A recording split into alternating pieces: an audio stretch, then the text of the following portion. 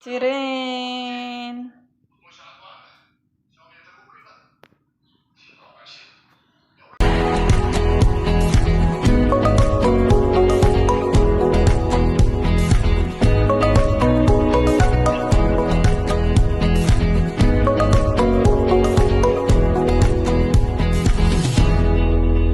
Guys, kain tayo. Birthday po ni Ate Ana. Ayan si Ate Ana. Happy birthday to you. Kain na. Kakain na daw.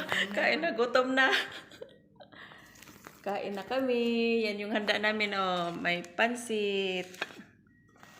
Tapos may binangkal. Oh, diba? Ayan, happy birthday Ate Ana. Kain-kain na tayo. Ang sarap-sarap ng pansit, fried chicken. Yan yung handa ni Ate Ana. Hindi kasi ako tinamad at saka hindi din siya tinamad magluto.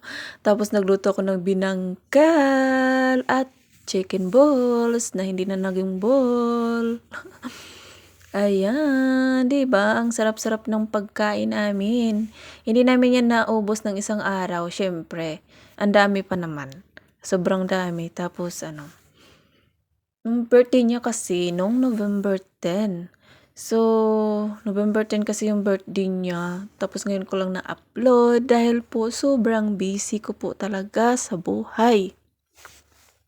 At yung mga nauna kong na-upload, yung mga una kong na video.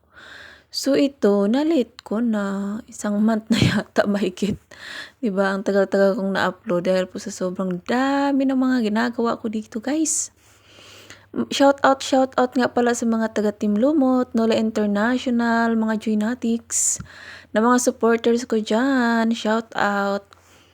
Nagkaroon po talaga ako ng YouTube. Matagal na, guys. 2020. Since 2020 pa na may YouTube na ako, kaya sa mga nagsasabi, sa mga dyan na baka sabihin nyo ay nagkaroon na ako ng supporters na galing sa Kalingap, ay hindi po talaga yung totoo. Dahil nagkaroon po talaga ako ng supporters ngayon ng mga Joynatics dahil po yung iba na nasa Team Lumot, yun mga supporters ko talaga sila. Ngayon lang po talaga yan, bago pa lang, bagong-bago pa lang yan sila, guys. Kaya mga ilang tao lang din dyan sa kanila.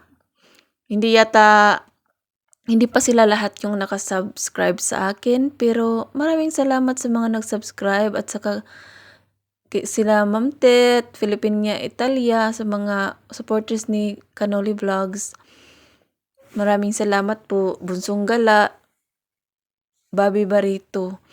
Thank you so much sa inyo. Basta andito lang ako, support ako kay Canoli.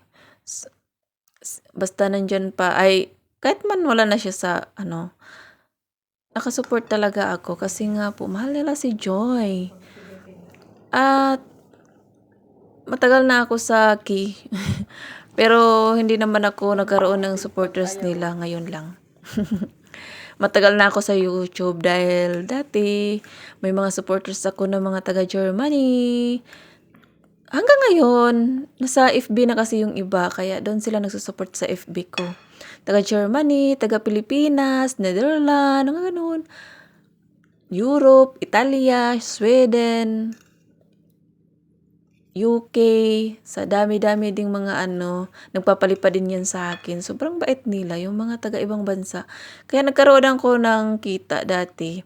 Dahil lang din sa kanila na malaki-laking kita ko. Nagkaroon ako unang sahod sa YouTube dahil sa kanila. 2021 ay na-monetize na ako. Yun, pag 2022, kasi umuwi ako ng Pilipinas, saka na ako nagkaroon ng ATM. Doon ko na din nakuha yung unang sahod ko. Tapos, mga 1 year ulit ako nagkasahod. Pero nung una kong sahod, malaki-laki siya. 16K dahil maraming nagpapalipad. Pero nung pangalawa, 5K mahigit na lang. Pero 1 year ko din pinagsikapan yun. Kasi konti na lang yung views. Tapos hindi na ako masyadong nag-a-upload. Every week na lang minsan wala pa. Tapos sunod naman 2024, nagkasahod ako. Ngayon 2025, hindi talaga ako nagkasahod. 1 year na nung November. na nagkasahod ako kasi last year, November ako nagkasahod.